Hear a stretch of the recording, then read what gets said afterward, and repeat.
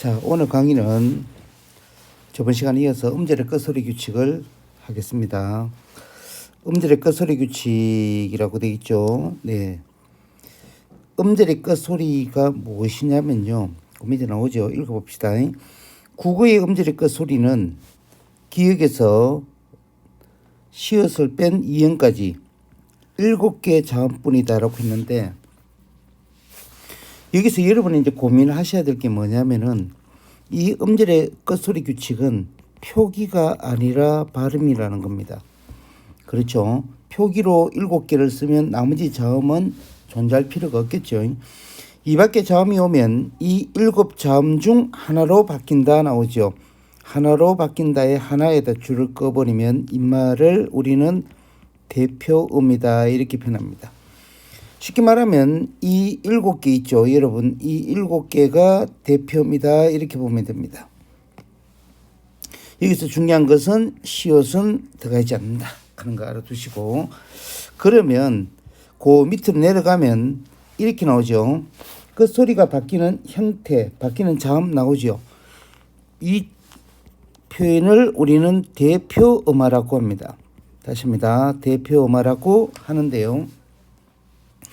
대표음화는 그 뒤에서 다룰 절음하고 구분하기 위해서 대표음화는 한 개의 형태소에서 발생합니다. 다시 합니다. 한 개의 형태소에서 일어납니다. 자, 피읍은 비읍으로 바뀌고요. 시읒, 쌍시읒, 지읒, 치읒, 티읒, 여기 하나 빠진 게 있죠. 히읗도 여기에 해당합니다. 그렇죠. 이 소리들은 디귿으로 바뀌고요. 기역이나 쌍기역이나 키역은 기역으로 바뀝니다. 여기서 우리가 하나 봐야 될 게 있죠. 선생님 여기서 7개라 했잖아요 라고 하잖아요. 그런데 니은, 리을, 미음, 이응, 요 4개가 이 밑에 부분에 보면 이렇게 보세요. 빠져 있죠. 존재하지 않습니다. 이게 왜 이러냐면요. 이렇게 4개의 자음을 우리는 유성음, 다른 말로 하면 울림소리라고 표현하죠. 이 울림소리는, 유성음은, 울림소리는 대표음이, 그러니까 다른 자음의 대표음이 안 된다 이렇게 보면 됩니다. 다시 합니다. 울림소리 있죠. 니은, 리을, 미음, 이응은 다른 자음의 대표음이 되지 않고, 니은은 그냥 니은, 리을은 리을, 미음은 미음, 이응은 이응 그대로 사용된다는 걸 알아두시면 돼요. 자, 그러면 예시를 통해서 좀 더 구체화시켜 볼까요? 잎이라는 표기가 있습니다. 이 친구를 발음할 때 우리는 비읍으로 발음하지요. 표기는 이렇게 하지만 발음은 이렇게 하지요. 이처럼 표기를 하는 것을 우리는 표의라고 하고요. 이렇게 발음하는 것을 표음이라고 명칭화시킵니다. 자, 두 번째, 앞이라는 표기가 있죠. 이 친구를 발음하니까 피읍은 비읍이 되는 겁니다. 그렇죠. 그렇게 본다면 여기 보이다시피 피읍 자음은 비읍으로 발음된다. 밑에 걸 보면 시옷은 디귿으로, 지읒은 디귿으로, 치읒도 디귿으로 바뀌는 걸 확인할 수가 있습니다. 그 다음에 그 아래 부분에 보니까 쌍기역이 나오죠. 쌍기역은 기역으로, 키역은 또 기역으로 이렇게 발음이 이루어지는데, 이 발음은 대표음으로 발음된다는 걸 알 수 있습니다. 또한 우리가 여기서 확인할 수 있는 예시를 봤을 때 부엌도 2개로 보이지만 이게 형태소에서는 1개죠. 음절이 2개입니다. 1개의 형태소로 되어 있다는 걸 쉽게 확인할 수 있습니다. 다시 합니다. 한 개의 형태수로 형성되어 있다는 걸 우리는 이해할 수가 있죠. 자, 그 다음 거를 보면 겹받침의 발음인데요. 겹받침의 발음을 우리는 음절의 끝소리에서 포함시켜서 이때까지 배우지만 교체 탈락 축약 첨가라고 우리 저번 시간에 배웠던 어문의 변동의 조건에 따르면 이 친구를 우리는 다른 말로 자음군 단순화라고 표현합니다. 자, 여기서 우리가 봐야 될 거는 자음군이라는 군이에요. 군이라는 것은 최소한 두 개의 자음을 말하는 거고, 단순화라는 말은 이 군을 단순하게 쉽게 말하면 하나를 빼버렸다라고 봐야 됩니다. 결국 겹받침을 하나만 발음한다고 했으니 이 또한 대표음으로 바뀌는데, 대표음으로 발음하는데 어문의 변동 현상에서는 음절의 끝소리로 규정해버리면 이건 교체가 되거든요. 근데 이 자음은 두 개의 자음이, 여기 밑에 걸 볼까요? 두 개의 자음이 하나는 떨어지고 하나만 남기 때문에 이것은 교체로 규정하지 않고요, 탈락으로 규정합니다. 명심해야 됩니다. 자음군 단순화는요, 대표음으로, 그러니까 비읍 시읒이 비읍이라는 대표음으로 발음되지만 이것을 교체로 규정하지 않고요, 두 개의 자음이 한 개의 자음으로 바뀌었기 때문에 이것을 우리는 탈락으로 규정합니다. 그 예시를 보면 밑에 나오죠. 이렇게 나오는데, 실질적으로 시음을 대비할 때 가장 많이 봐야 될 거는요, 리얼 기역과 리얼 비읍만 가장 중점을 두고 보면 됩니다. 옆에는 이렇게 이제 쭉 나와 있는데 선생님이 좀 더 단순하게 볼 수 있도록 정리를 해드릴게요. 옆에다 적으세요. 리얼 기역은 원칙적 대표음은 기역으로 발음합니다.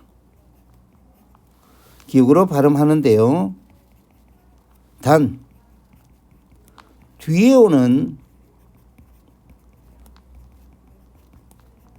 첫 소리가 기역일 때는 리얼로 발음합니다. 특히 이 부분에서 우리가 굉장히 중요시해야 될 이유가, 경상도 발음에서는요, 리얼 기역에서 기역 발음이 거의 없고요, 다 리얼로 발음하는 경향이 많거든요. 그래서 자신의 발음이, 물론 쌤도 거기에 굉장히 많이 포함되는 사람인데요, 경상도식 발음에 굉장히 익숙한 사람은요, 시험을 칠 때 이 부분에서 굉장히 조심해서 시험을 쳐야 됩니다. 자신이 발음하는 중심의 기준을 둬버리면 실수할 수 있는 답이 나올 수 있습니다. 자, 여기에 보면요, 학생들이 읽고라 하고, 그렇죠, 읽고라 안 하지요. 왜 그러냐면은요, 뒤에 오는 이 기역 때문에 대표음은, 그렇죠, 리얼이 되고 기역이라는 자음이 탈락합니다. 그래서 마이너스 개념이죠. 이것도 뒤에 보면요, 뭐가 와요? 기역이 오지요. 그래서 리얼이 되는 거고요. 이 친구도 기역이 오지요. 그래서 리얼이 되는 겁니다. 그런데 여기에서 지읒이 오잖아요. 그렇기 때문에 대표음은 기역으로 하는 겁니다. 아시겠죠? 여기에서 닭을 보세요. 닭 같은 경우는 뒤에 오는 자음의 영향을 받지 않기 때문에 리얼 기역은 원칙적으로 기역으로 그냥 흙도 똑같이요, 바뀌어버리는 겁니다. 이렇게 보시고, 두 번째 거는요, 이겁니다. 리얼 비읍은 원칙적으로요, 대표음이 리얼입니다. 단 밥다, 넙죽하다, 넙둥글다, 이 예시만, 이 세 개의 예시만 밥다, 넙죽하다, 넙둥굴다만 비읍으로 발음한다는 것 절대 잊어버리지 마시고요. 이 부분은 외워야 됩니다. 그래서 저항군 단순화에서는요, 나머지 부분은 여러분이 이제 그렇게 보면 되는데, 요 두 개, 리얼 기업과 리얼 비읍은 무조건 시험에 가장 많이 나오니까 외우도록 하는 게 가장 중요하다는 거 알아두시고, 세 번째 거를 보면요, 여기에서 모음으로 시작되는 형태소입니다. 됐죠? 모음으로 시작되는 형태소인데요, 이 형태소가 형식 형태소. 다시 합니다. 형식 형태소를 다른 말로 문법 형태소라고도 해요. 단 모음으로 시작해야 됩니다. 그런데 여러분이 질문할 게 하나 생겨요. 선생님, 저는요 형식 형태소가 뭔지를 모르겠어요. 형식 형태소는요, 어미를 형식 형태소라 하고요, 조사를 형식 형태소라 하고요, 접사, 즉 접두사와 접미사를 형식 형태소라고 하는 겁니다. 요 어미와 조사와 접사가 모음으로 된 것이 올 때는요, 대표음을 적용하지 않습니다. 이것을 우리는 연음하라고 표현하는데요. 연음화 된다라고 하는데, 이 연음화, 쉽게 말하면 받침의 자음이 모음으로 그대로 올라와 버리는 걸 말하는 거예요. 이 연음화인 세 번째 현상은요, 음절의 끝소리 규칙에 포함시키지 않아요. 이거는 음운 변동으로 규정하지 않는 걸 원칙으로 합니다. 그래서 여기 나오죠. 형식 형태소 줄 거 보고요. 자, 시옷이 있는데요. 옷은 명사지요. 명사 뒤에 붙는 이는, 잠깐만요, 명사 뒤에 붙는 이는 조사지요. 조사는 형식 형태소이자 모음으로 돼 있죠. 학생들 중에 착각하면 안 되는 게, 우리말 자음에서 동그라미라고 이형이 있잖아요. 이거는 형식 기호지 자음이 아닙니다. 우리말의 자음 이형은 받침에만 쓰이고요, 첫 소리에 오는 이형은요, 자음이 아니라 모음의 형식적 기호를 맞추기 위해서 사용하는 거기 때문에 이걸 자음으로 규정하면 안 됩니다. 조사가 오기 때문에, 그렇죠, 대표음, 원래대로 하면 옷의 대표음은 뭐지요? 받침 디귿이죠. 예, 이걸 적용하지 않고요, 형식 형태소가 오기 때문에 그냥 그대로 연음화 올리면 됩니다. 이것도 시옷을 그대로 올려버리는 걸 말하는 거예요. 그래서 저번 시간에 선생님이 수업할 때 그 이야기를 했었죠.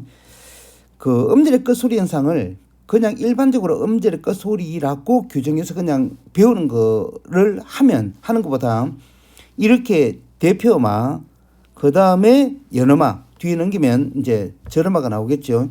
이 절음화로 상세히 나누어서 접근하는 게 가장 중요하다고 생각을 하니까요, 그렇게 공부를 하는 게 좋습니다. 그러면 뒤로 가서 두 번째 마지막 걸 볼게요.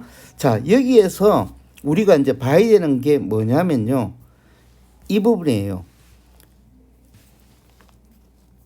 자음의 끝소리가 있다는 말은 받침을 말하겠죠. 여기에 이번에는 또 모음이 옵니다. 그런데 실질 형태소가 와요. 자, 이 부분은 어떻게 하느냐면요,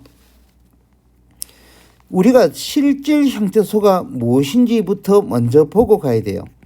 실질 형태소는요, 체은이 실질 형태소고요, 관형사가 실질 형태소고요, 부사가 실질 형태소고요, 감탄사가 실질 형태소고요, 용언의 어간이 실질 형태소예요. 그런데 여기서 우리가 또 하나 더 규정해야 될 것, 그러니까 다음에 우리가 또 수업을 해야 될 것 중에 하나가 형태소인데, 형태소를 우리가 제대로 이해하기 위해서는 형태소만으로 접근하는 게 아니고요, 품사를 알아야지만 형태소를 또 알 수 있다는 걸 알 수 있죠. 여기서 우리가 문법 공부를 어떻게 할 것인가에 대한 걸 확인할 수 있는데요. 문법은 개통이라는, 쉽게 말하면 앞에 배웠던 내용을 뒤에 나오는 내용과 연결시켜서 확장시켜 나가는 거기 때문에 앞부분에서 배우는 문법의 요소를 암기하거나 이해하지 못하면요, 뒤에 나오는 요소, 뒤에 나오는 문법의 형태를 우리는 이해하기 힘들어지는 경향이 있어요. 그래서 문법은요, 차근차근히 연결시켜서 공부해야 된다는 걸 반드시 여러분 이참에 이해를 해야 됩니다. 자, 실제 형태소가 오면 그러면 어떻게 하느냐, 이제 이걸 봐야 되겠죠. 먼저 첫 번째, 대표음으로 바꾸어 줍니다. 그리고 나서 두 번째, 아까 앞에서 봤던 연음화를 적용합니다. 네, 요걸 알아둬야 됩니다. 자, 그러면 우리가 방금 봤는 이 부분 있죠. 이것을 우리는 뭐라고 하느냐면은 절음화라 그래요.